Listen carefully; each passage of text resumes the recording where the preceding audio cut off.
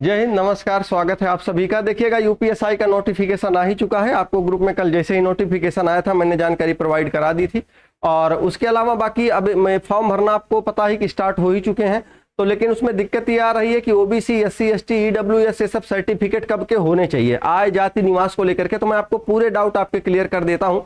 जो विभाग ने जानकारी दी है लिखित रूप में वो भी बता देता हूं, और उसके अलावा जो भी मतलब अगर आपके पास कौन सा है कौन सा नहीं है तो वो क्या करना पड़ेगा आपको वो भी बताता हूं। देखो, अगर हम बात कर लें सबसे पहले की निवास, तो निवास में जितने भी लोग हैं, जैसे आप मान लीजिए, क्या हो गया भाई, चल जाए यार।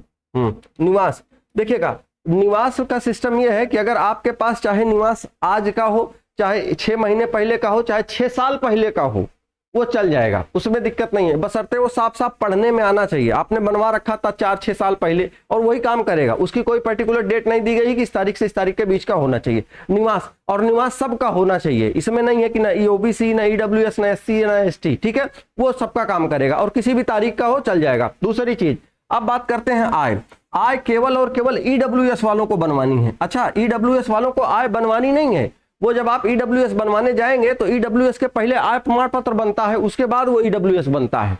आई बात समझ में? तो इसका मतलब यह है कि जो लोग ईडब्ल्यूएस का सर्टिफिकेट जिनके पास, अच्छा अब आप ये कहेंगे कि सर जिनके पास ईडब्ल्यूएस सर्टिफिकेट है, पहले का है, रखा हुआ है, तो वो कब तक से मान्य होगा? तो समझिए, अगर जैसे आप ईडब्ल्यूएस जिनके पास नहीं है वो जब बनवाने जाएंगे तो उनको आय प्रमाण पत्र बनवाना पड़ेगा। बाकी आय प्रमाण पत्र ओबीसी, एससी, एसटी किसी के लिए जरूरी नहीं, किसी के लिए मतलब ये नहीं है जरूरी कि वो बनवाएं। ठीक। दूसरी चीज, ईडब्ल्यूएस और ओबीसी की जो डेट है कि आखिरकार ये कब से कब तक का बना होना चाहिए, वो सब आइए मैं आपको 1 बाय 1 करके बता देता हूं। आय केवल समझ लीजिए, आय जो लोग ईडब्ल्यूएस बनवाएंगे उन्हीं के लिए जरूरी है, बाकी किसी को जरूरत नहीं है। आगे देखिए, अब अगर हम बात कर लें कि जो शासनादेश द्वारा जो चीजें जारी करी गई हैं कि आखिरकार कब से कब तक का कौन सा सर्टिफिकेट होना चाहिए।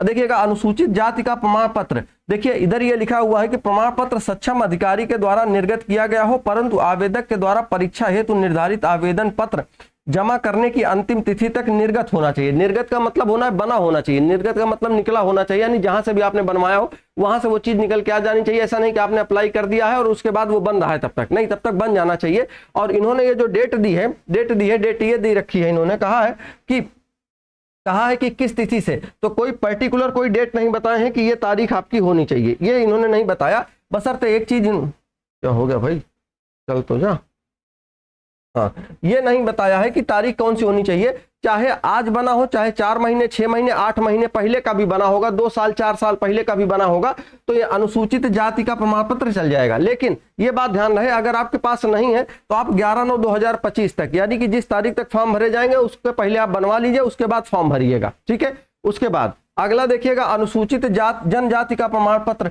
ये भी इसकी कब का बना होना चाहिए ये जरूरी नहीं है। अगर आपके पास 4-6 साल पहले का भी बना है तो काम कर जाएगा, बशर्ते वो पढ़ने में ठीक ठाक रहे। ऐसा ना हो कि उसके नंबर ना, सीरियल नंबर वगैरह अगर उसके देखे जाए तो पता नहीं चलेगी क्या लिखा हुआ है। और अगर नहीं है तो आप 11/9/2025 तक का 25 तक बनवा के उसके बाद फॉर्म भरिए।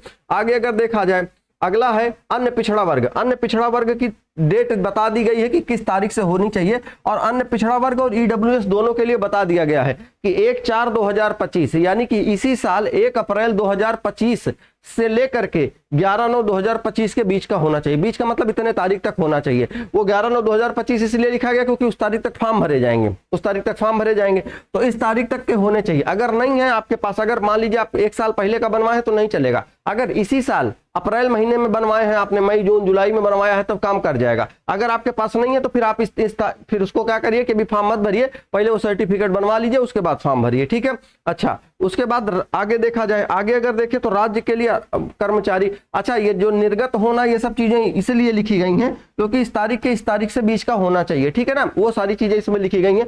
और आप ये सोच रहे होंगे, हाँ एक बात ध्यान रखिएगा सब लोग कि आप स्टेट वाला बनवाइएगा, स्टेट सर्टिफिकेट काम करेगा, क्योंकि आपको ये पता है कि स्टेट का भी बनता है और उसके साथ साथ सेंट्रल का भी बनता है। एक राज्य का बनता है, केंद्र का, तो राज्य वाला बनवाइएगा, केंद्र वाला नहीं। और जिससे बनवाइएगा बोल दीजिएगा कि राज्य वाला बनाइए, नहीं पता चले केंद्र वाला बना देंगे तो आपको जब डॉक्यूमेंट्स वेरिफिकेशन होगा उसमें आप बाहर कर दिए जाएंगे। ध्यान रखिएगा क्योंकि ये बहुत ही छोटी छोटी चीजें हैं जो आपको ध्यान रखना है।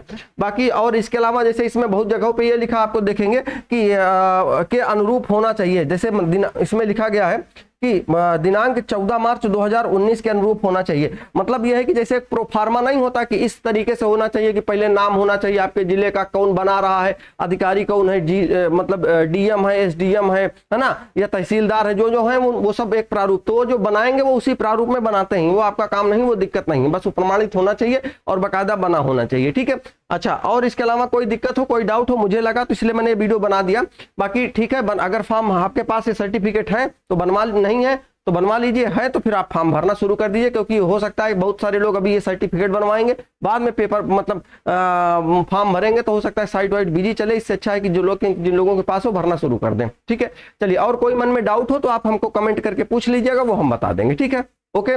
और क्लास से संबंधित जो भी जानकारी है आपको जल्दी प्रोवाइड कराएंगे कि आखिरकार क्लासें कैसे चलेंगी, और जैसा भी हो आपको बताएंगे हम। ठीक है, ओके, थैंक यू।